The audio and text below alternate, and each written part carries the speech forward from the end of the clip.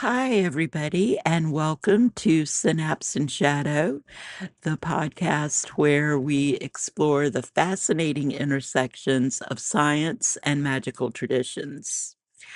I'm your host, Tegan Luad, and we are on episode 8, where we're beginning a new journey through one of the most influential philosophical frameworks in Western esoteric thought, the Seven Hermetic Laws. Over the next few episodes, we'll be exploring these principles one by one, examining their historical context, psychological implications, and their surprising resonance with quantum physics. Today, we'll introduce the overall concept and then do a deep dive into the first principle. Now, I have to admit, this episode was a real challenge to write. Hermetic philosophy is full of deep and complex ideas, and at first glance, it might seem a little lofty or even imaginary. Plus, it's easy to get lost in a rabbit hole of fascinating questions and tangents along the way. Trying to condense all of it into a quick 30-minute episode wasn't easy, but these principles are foundational to almost all modern magical practice. So stick with me and I will do my best to make it clear. Um, let's start with the basic question. What exactly are the Hermetic laws and where do they come from? The Hermetic tradition gets its name from Hermes Trismegistus, or the thrice greatest Hermes. He is a fascinating blend of two ancient deities, the Egyptian god Thoth and the Greek god Hermes. Both were connected to wisdom, writing, and magic in their own cultures, making Hermes Trismegistus the ultimate figure of mystical knowledge. Hermetic philosophy took shape in Hellenistic Egypt during the first few centuries of the Common Era. It was a fascinating time of cultural exchange.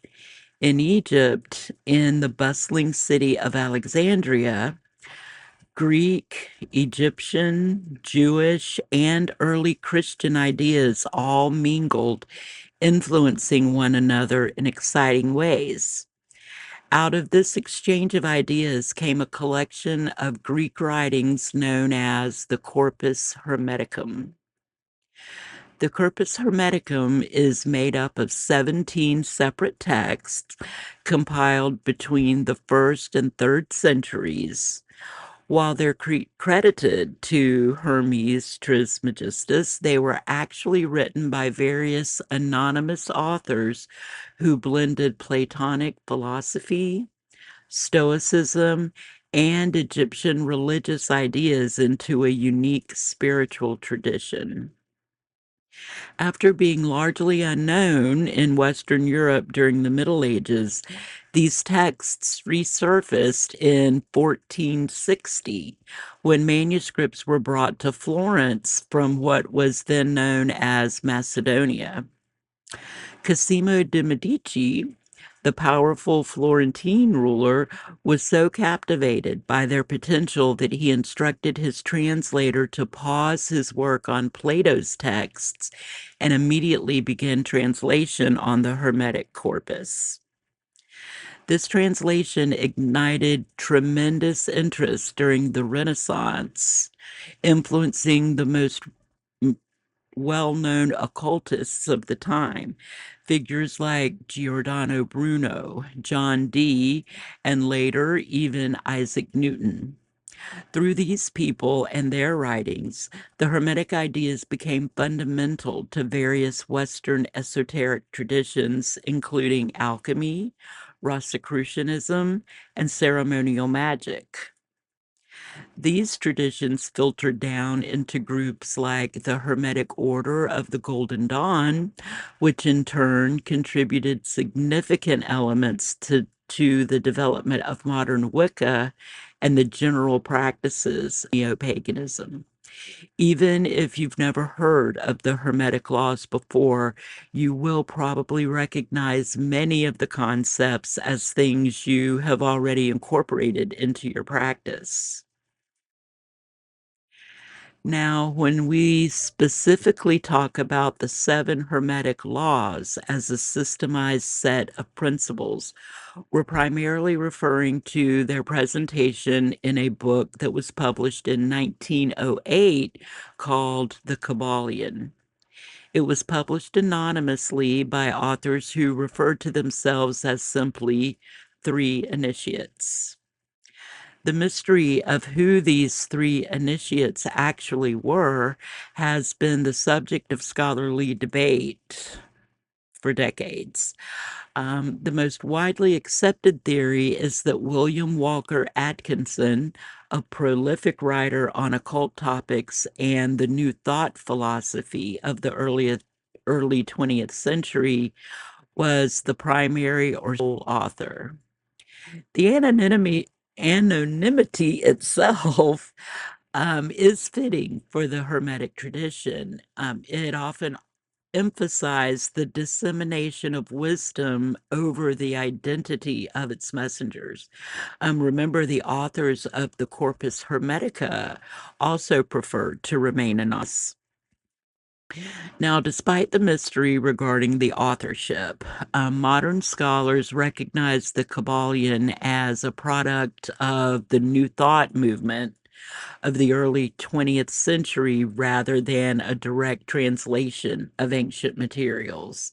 However, and this is important, while the specific formulation in the Kybalion is relatively modern, the philosophical concepts it outlines do align with the themes found in the older Hermetic texts.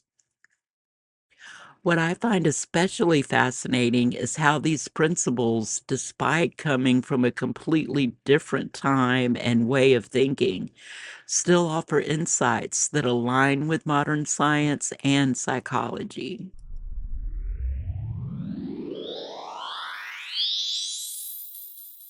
So, without further ado,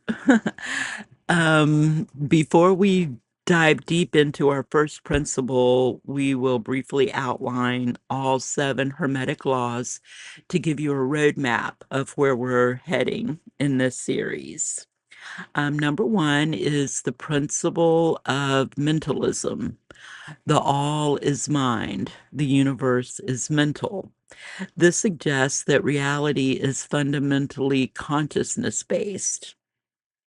Number two, the principle of correspondence, as above, so below, as below, so above.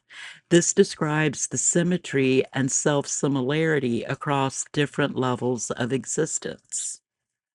Number three is the principle of vibration. Nothing rests, everything moves, everything vibrates. All things exist in a state of motion, from subatomic particles to galaxies. Number four is the principle of polarity.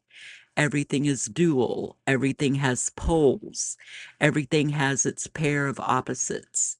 This recognizes that apparent opposites are actually extremes of the same thing.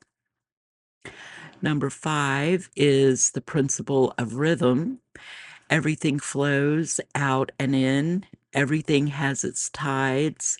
All things rise and fall. This addresses the cyclical nature of all phenomena. Number six is the principle of cause and effect.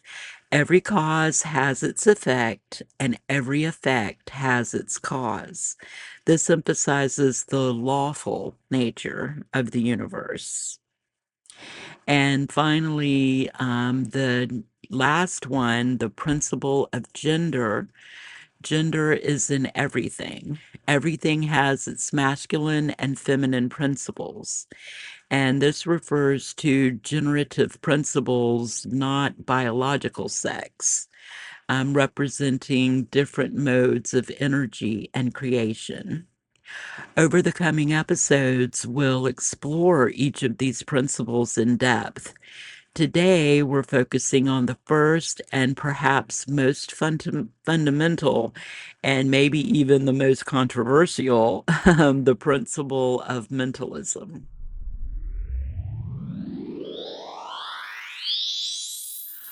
Okay, the principle of mentalism, which states, quote, "The all is mind, the universe is mental," unquote. Now, it might seem lately that the universe has gone mental, but actually, this first Hermetic principle suggests that at its foundation, reality is mental rather than material, that consciousness or the mind is the primary substance of existence, not matter. Let me begin by explaining what the Kabbalion means by the all. In Hermetic philosophy, the all refers to the ultimate, infinite living mind or supreme intelligence that encompasses everything that exists, has existed, or will exist. It's described as an infinite, eternal, living mind that contains within it all of the universe, all planes of existence, and all manifestation. A fascinating aspect of Hermetic philosophy is that the all is portrayed as having qualities we would associate with sentience or consciousness, being aware of itself, but at a level that vastly transcends our human understanding. The Kabbalion describes the all as possessing infinite mind, suggesting intelligence, awareness, and purpose, yet simultaneously emphasizes that attributing human-like qualities to the all would be a mistake.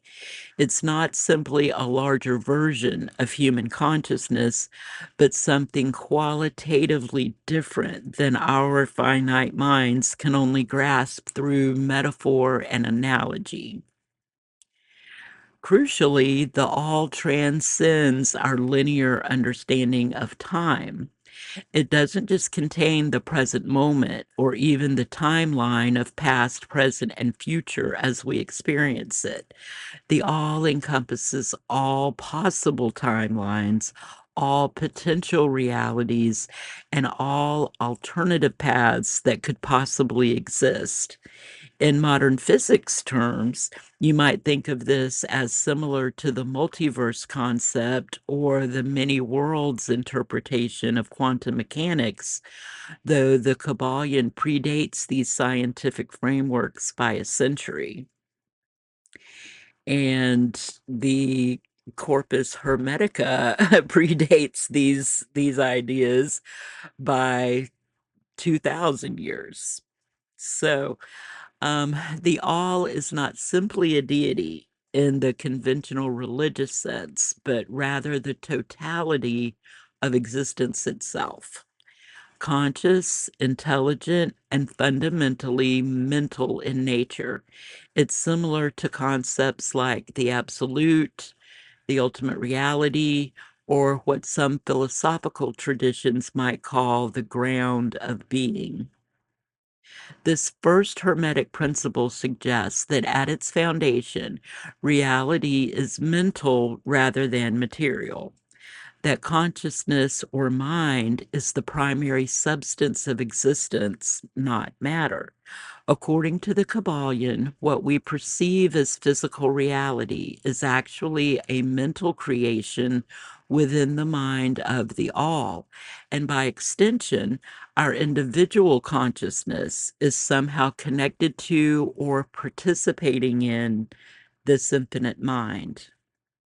Now, let's be clear, this doesn't mean everything is just your personal imagination or that physical reality isn't real. Rather, it suggests that what we call physical reality might be better understood as mental in nature, more like a thought than a thing. This idea is not new. It has ancient roots. In Plato's allegory of the cave, physical reality is portrayed as shadows cast by a higher reality of pure forms or ideas. In various Eastern philosophical traditions, particularly the Advaita Vedanta, the material world is understood as Maya, a kind of dream or projection of a deeper consciousness.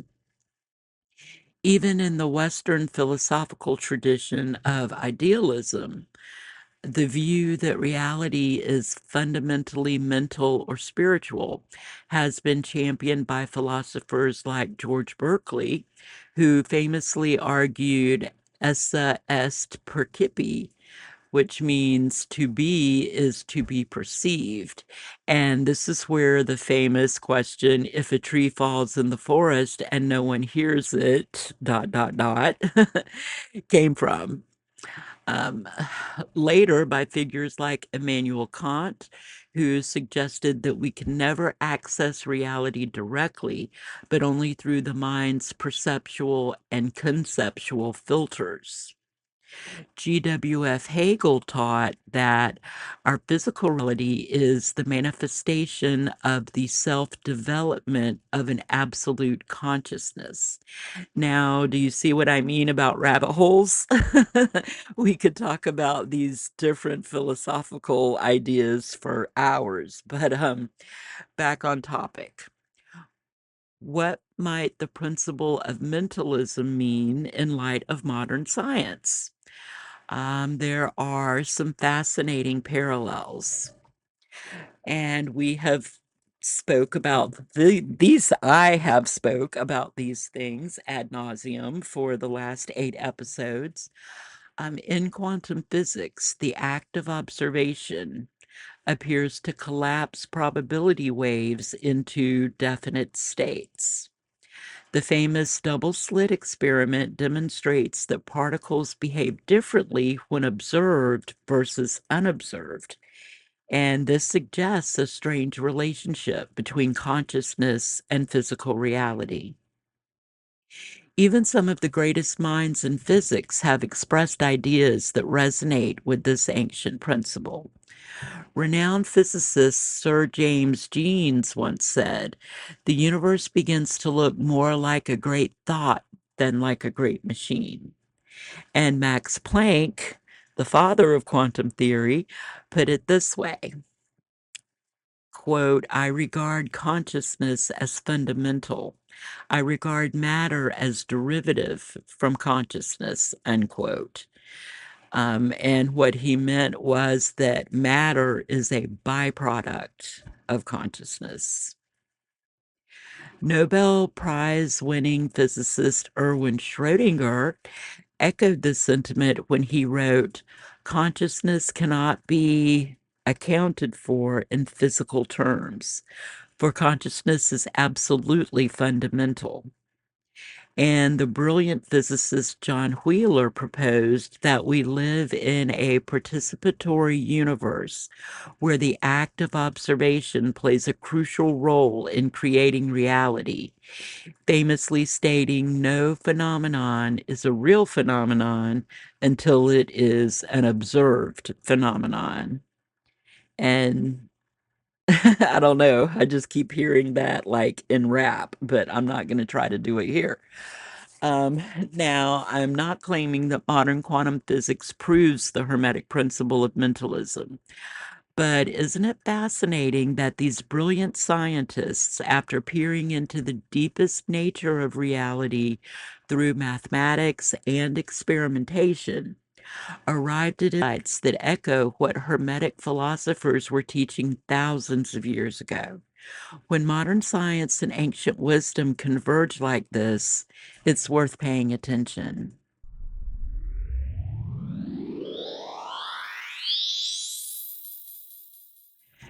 You know, as a psychologist, what fascinates me about the principle of mentalism is its profound implications for understanding human cognition and behavior. Our mental constructs, our beliefs, expectations, and thought patterns dramatically shape our experience of reality. The principles of cognitive-based therapy are built upon this understanding.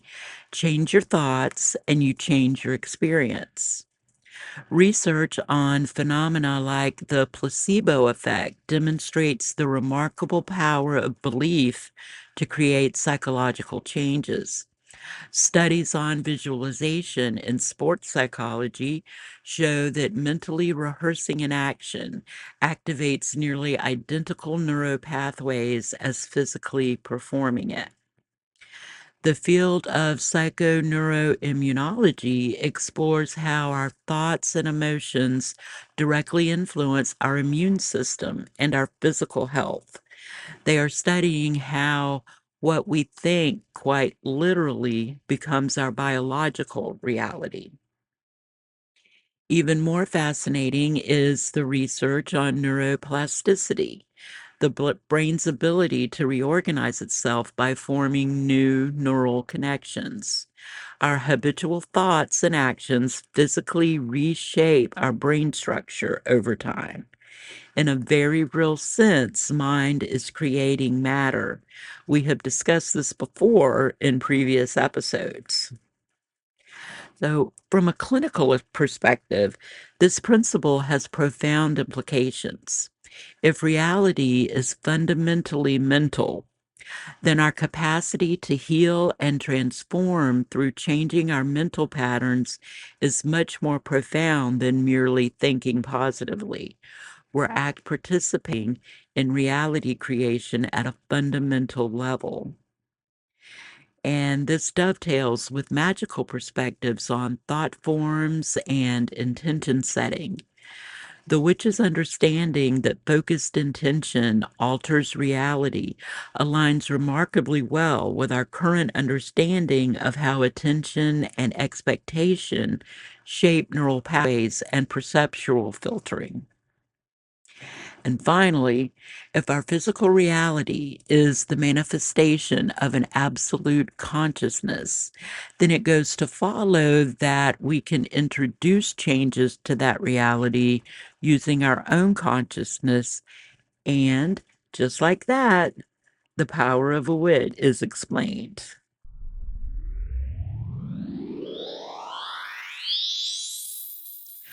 So, how might we explore the principle of mentalism in a practical way? Let me offer you a few approaches that bridge magical practice and psychological understanding. First, in shadow work, there are a couple of things that you can do using the principle of mentalism. First is reality creation journaling.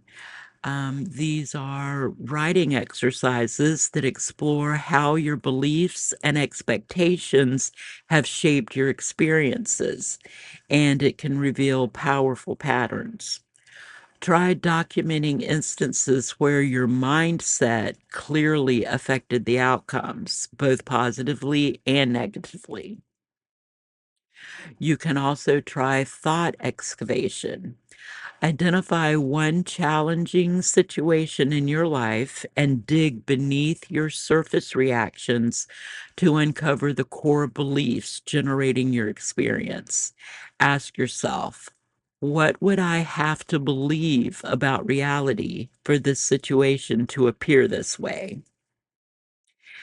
And lastly, language transformation. Our language literally structures our perception of reality. Notice the metaphors and the language patterns you habitually use and consciously adopt new linguistic frameworks that better serve your intentions. And these things are as simple as one that I always say is I'm just terrible at math. I just can't do math. But the truth is, I'm not terrible at math. I don't know why I say that because I love numbers and I love numerology and the power of numbers. So I had to go back and stop myself because speaking it into existence will make it so. And that's just one small example of ways to change your language transformation. And remember that the words that you speak out loud have power, even in your daily speech. In your daily routine, a few things that you can try are the mindfulness meditation. Regular meditation creates awareness of thought patterns and develops the ability to observe rather than identify with thoughts. This practice aligns with the Hermetic understanding that we are not our thoughts, but we are the consciousness behind those thoughts. In visualization, develop a daily practice of vividly imagining desired outcomes while generating the emotions associated with their achievement. From both magical and neurological perspectives, this rehearses neural pathways and directs energy toward manifestation. And lastly, in sigil work, the creation and charging of sigils can be understood as a way of bypassing conscious resistance and implanting intentions directly into deeper levels of the mind. And on my second podcast on Hex and Harmony, on our next episode, we're going to talk a lot about sigil work. So if you're interested, tune in for that. As we wrap up our discussion of the principle of mentalism today, I'd like to suggest that both the scientific and magical views on this topic can exist side by side. You don't have to choose one over the other. Both perspectives offer valuable insights, and there's something powerful about considering them together rather than seeing them as opposing viewpoints. What if this ancient Hermetic principle offers a bridge between seemingly disparate worldviews? What if consciousness isn't just an emergent property of matter, but something more fundamental? What might that mean for our understanding of reality and our place within it? On the next episode, we'll explore the principles of correspondence and vibration, how patterns repeat across different scales of reality, and how everything that exists is in a state of motion or vibration. We'll look at fractals in nature, resonance phenomena in physics, and the magical understanding of sympathetic connections. For now, I invite you to experiment with one of the practical applications we discussed. Observe your thought patterns with curiosity rather than judgment, and consider, if the universe is mental, how might you more consciously participate in its unfolding? Thank you for joining me on Synapse Shadow. If you enjoyed this episode, please subscribe and share it with others who might find value in these explorations. And if you have anything to add to the discussion or any questions, you can reach me through the website or send me an email at teganluad.com. That's TeganLuad.com. This is Tegan Luad, reminding you that the greatest magic often happens in the space between what we know and what we wonder. I'll be back soon with the next episode, and until then, keep seeking, keep wondering, and keep dancing between worlds.